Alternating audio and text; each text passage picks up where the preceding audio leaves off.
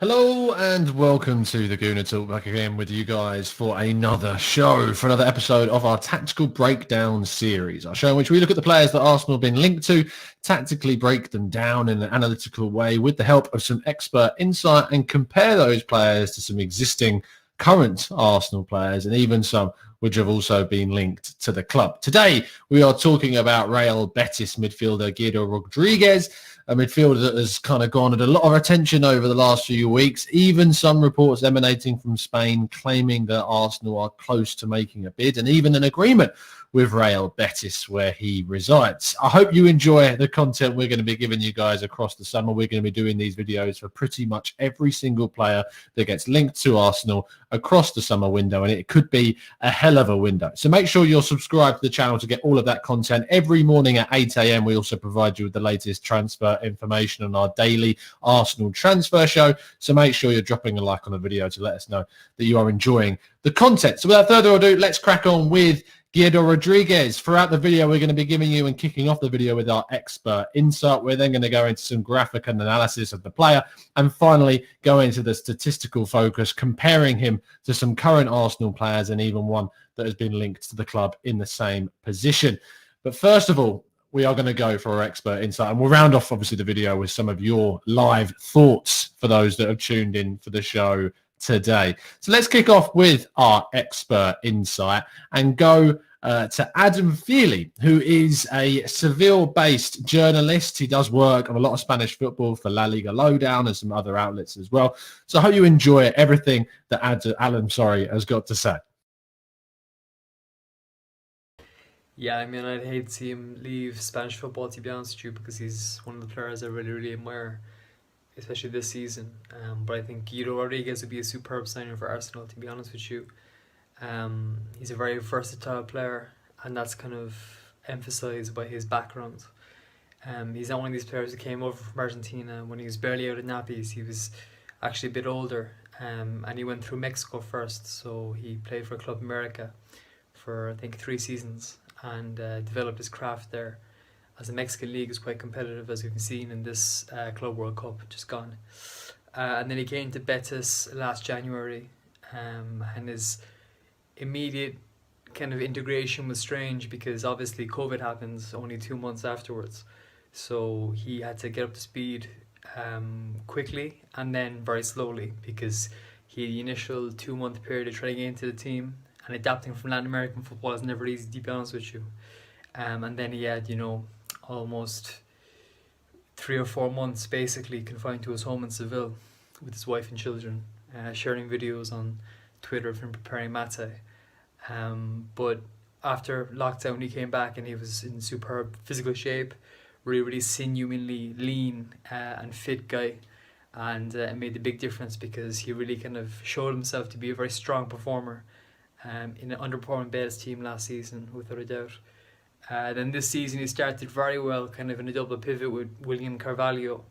For various reasons, Carvalho hasn't stayed the course this season, and Manuel Pellegrini's been quite versatile with his systems, but Guido is very much a constant. Him and Sergio Canales, in my opinion, are the best of the Betis midfield, because Guido is very kind of, tactically intelligent, very defensively diligent, but very good in the ball as well. And he's kind of a constant in that defensive pivot. And then Sergio is more creative, more attacking and more versatile in terms of where he can operate in the attacking positions. And they've actually at times played as a double pivot and been successful. And I think Pellegrini has been the architect of this more solid Betis team who are pushing for European football this season. A big improvement than last year, and Guido has been absolutely pivotal in that.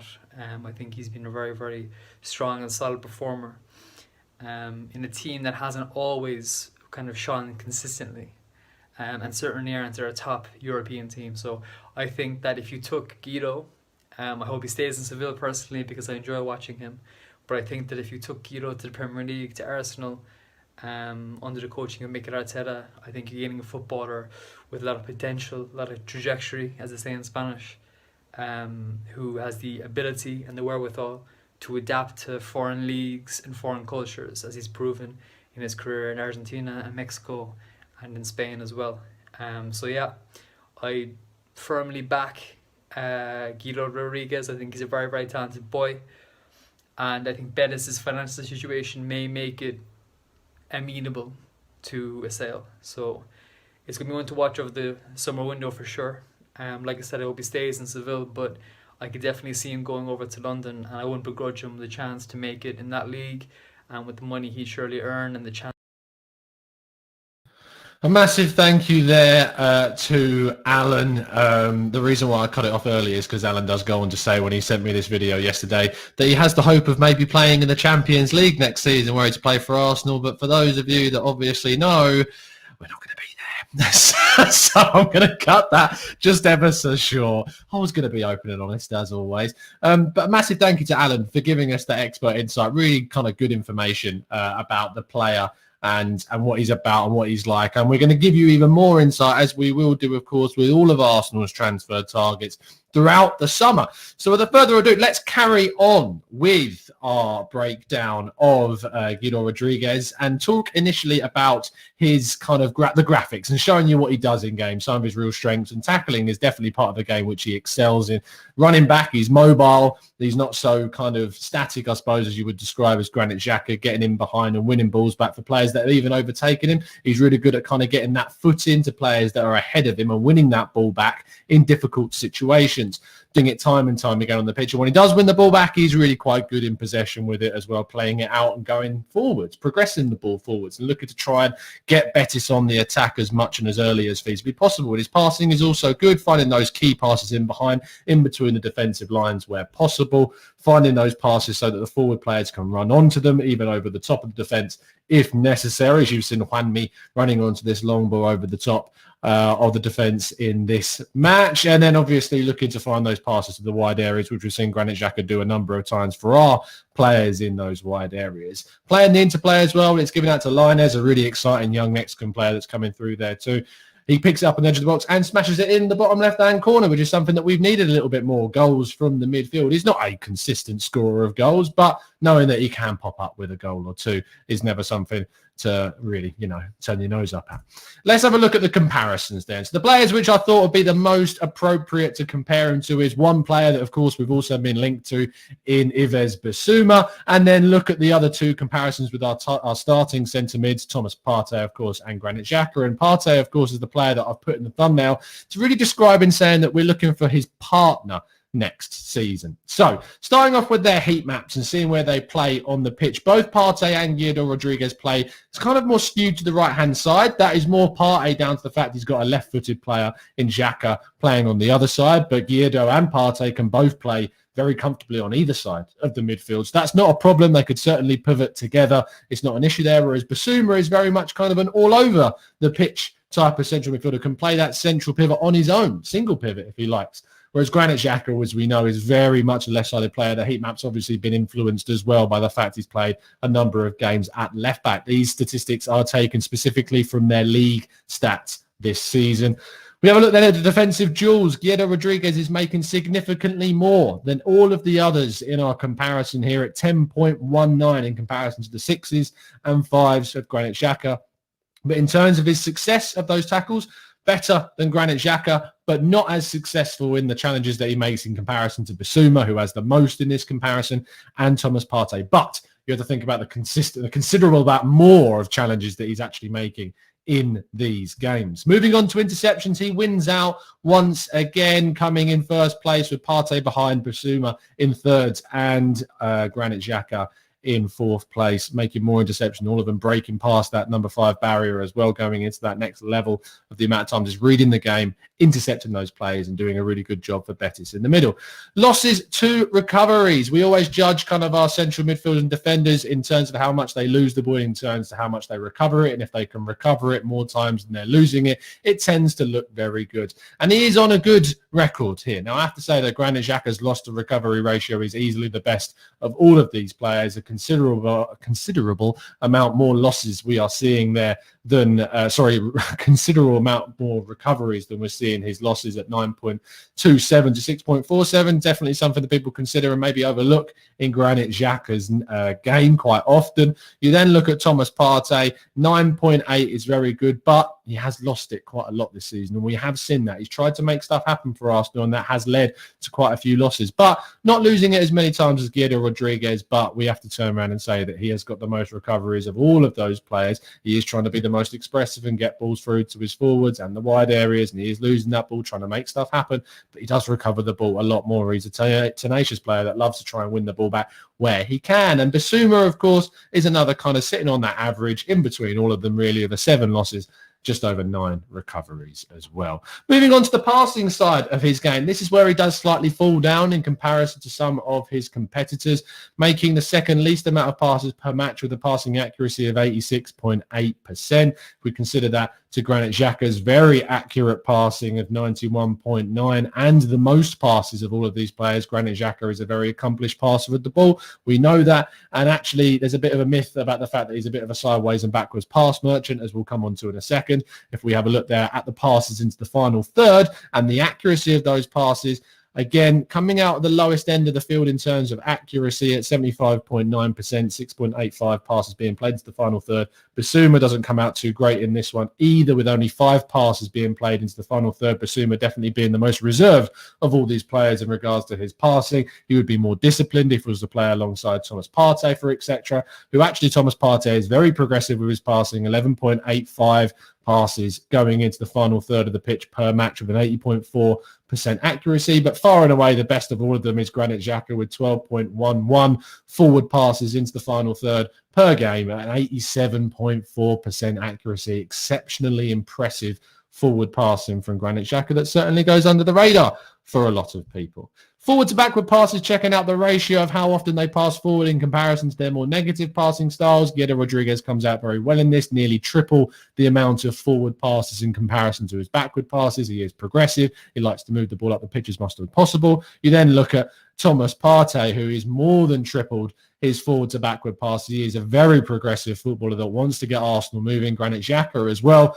People may say that he's a bit of a backwards and sideways pass merchant, but the statistic doesn't lie. 21.31 forward passes in comparison to his 8.55 backward passes. And finally, one of the most interesting ones for all of the people, including myself, that have wanted Bissouma to sign for Arsenal, don't expect this guy to be as progressive as maybe we have already got at the club, with only 9.52 progressive forward passes in comparison to the 6.56 backward passes. These are per 90 statistics, and this is what you can see from them on average per game. So Bissouma coming out worst of all of those. Very interesting.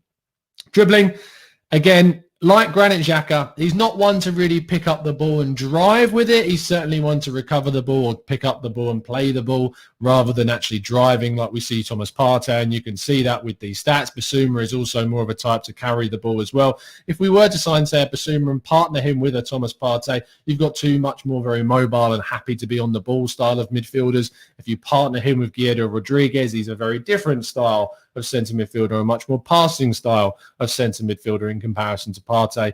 Hasn't necessarily got the the accuracy, I suppose, but he's certainly not the type to grab it and run with it. He's the type to grab it and keep the play ticking over, which is something that Arsenal have needed, in fairness, at the team. Ever since kind of Santi's gone, he's not similar to Santi in style, but in terms of the job of actually keeping the play ticking over, that is what he gives you. But in terms of his dribbling, he is the most successful when he does it, but it's just not very often. In terms of the final statistic that we're going to look at, looking at their shooting statistics and where they're taking their shots from, Guido Rodriguez actually does like to get in the box now and again. He is quite tall, and so that getting into the box of those corners when he can take those shots. The goal that we saw earlier on in the graphics is highlighted as well, kind of just near the edge of the box, hitting into the bottom left-hand corner. Does take a few long shots, nowhere near as many as Thomas Partey, or nowhere near as inaccurate as Thomas Partey. Yves Bissouma has also scored one from outside the box. It was a hell of a strike this season, but he takes a lot and he doesn't take them very accurately. He's only got 3 shots on target all season. All of those other ones, which is the greatest amount of frequency in shots, are much, much less accurate. So Bissouma, not the best shot taker of our group. And then you got Granit Xhaka that's actually pretty reserved, ironically, in his shooting. And when he does shoot, it is tending to be from outside of the area. It can be a free kick, it can be a long shot. I think people would like to see him take a few more because he can be quite devastating with them. But in this accurate kind of description here, we're seeing that he is more reserved in comparison to his teammates. So that's all of the statistics, that's all of the graphics and the expert insight. We like to round off our show, of course, by getting the thoughts of you guys in the chat box and getting some discussion going in regards to how you feel. Have your views on the player changed? Have you been educated today about what you think about Guido Rodriguez? Make sure you drop a like on the video, of course, if you are tuning in to get all of this insight. Jashar says, question, Tom, how would you level the differences of La Liga with the Premier League in affecting these stats? And Jashar, I'm glad that you've asked this question because it is a very, very important one to consider. Because when you pick up a player from one league and transition them to another, you can see very much that there are going to be differences. You see how well Nicola Pepe excelled in Liga, has moved over to the Premier League, and it's certainly not been as much of a cakewalk as it was for him. He might have struggled more this season. It's been much more competitive there. But in terms of how kind of the Premier League is different to La Liga, the Premier League is a lot faster. So he would have to deal with that. He has to deal with the quick kind of pressure that you're put under in the Premier League, the closing down of players very quickly, which is not necessarily happening as much in La Liga. It's a more slower kind of pace game, but it is, I'm not saying it's slow, it's just slower in terms of its comparison to the Premier League right now. The Premier League is just far and away the best league in the world. It was La Liga previously, a few years back, and I was certainly an advocate of that, but the Premier League has quite easily, to be honest, overtaken it, and you've seen that of how progressive and how strong the teams in the Premier League are. So maybe you can dial back some of those statistics, and maybe he stands out a little bit more in some of those instances because of playing in La Liga, but he still has to achieve those. He still has to play those games the way that he knows how to play them, and I think that it's not negligible, but it's something that I wouldn't be taking too much stock in, because Thomas Partey has been able, for instance, to translate what he's been able to do in La Liga to the Premier League with his statistics very, very well. His statistics haven't changed all that much since moving to the Prem. It's just been his consistency of performances down to a lot of injuries and stuff like that. So that's something that I think. It's a good question, Jashar, and I appreciate you for asking the question.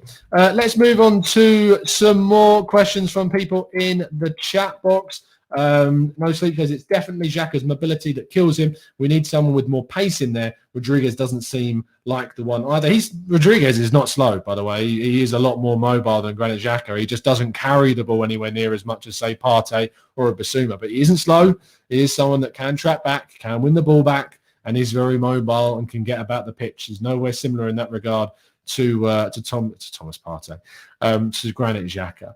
So Hill says, Tom, what is his injury record like? Because Partey has struggled after that kind of, well, if we think about the fact that Thomas Partey, of course, was a player that was barely injured, if at all, and then you've got like Guido Rodriguez, and I'm just going on now to have a check of his injury record from transfermarkt.com, where you can find the injury records of all players. He has so far missed just 3 games in his Betis career, which was this season, and he missed 10 days of matches between January 22nd and February 1st, which was a muscular issue. But beyond that, there has been absolutely nothing on his record. In regards to whether he's right or left-footed, he is a right-footed player, but he can play on both sides of the pitch, as we showed with the heat map earlier on. That's not a problem for him whatsoever. So there you go. O'Malley says, big up, Tom, respect to your grind and quality content. Thank you ever so much, mate. It's been tough, especially considering how Arsenal are playing very much recently and the result of yesterday. UN says, Tom, is he mobile? Any relevant stats to measure it? Maybe pressures per 90. In regards to how mobile he is, we saw from the graphics a little bit earlier on that one of his key skills of tackling back is actually catching up with players and getting that footing in behind them. If he is, say, dribbled past or got round, he can recover exceptionally well. Unlike Granit Xhaka, if Granit Xhaka has dribbled past, that's usually pretty much it. He is not going to win ball back. Rodriguez is different. If he can get dribbled past, he's very good at winning the ball back and recovering exceptionally well. That's why he has the most recoveries of all of the players that we've compared him to today. Ansgar says, I don't like him. Would rather have a look at Neves. Feel like he would be a perfect as a Xhaka upgrade / backup. And Bissouma is more like a Partey 2.0. I mean, I think that's a very kind of... what's the word? Complimentary description of Bissouma for calling him a Partey 2.0, because I don't think he's as quite on the level as Partey is Bissouma, but I think we should certainly be looking at trying to get 2 players of the ilk of that. I personally would prefer us to go out and get a Bissouma in comparison to Rodriguez, not only because I think that some of his statistics, especially in kind of the discipline area of his game, where he's a lot more reserved and can hold that line and can allow Partey to be a little bit more expressive without having to worry about what's behind him. But I also think that it's important to think about transition. Bissouma has been playing in the Premier League for a number of seasons now, and it's something that we really do lack in the Arsenal team, is bringing in players that are going to make a difference, because they can immediately kind of make an impact, immediately transition, and that's what we ultimately need in the team. Fuad says, could he be another Sabas? I mean, you could say that about almost any player that comes from La Liga, or any player ever that comes from anywhere else. It's simply impossible to know, guaranteed, whether a player is going to be a success or not. Eden Hazard was an unbelievable player for Chelsea. He's gone to Real Madrid. Yes, he's had his injury problems, but even in his performance, he's been an absolute shadow of the player that he was. It doesn't matter. You can't act like, no, there's no guarantees about any player. Sabas did very well at Real Betis, went to Real Madrid, didn't really get the opportunities that he needed, has come to Arsenal, has had kind of patches of really good form, but overall I would say that he's not succeeded at the club.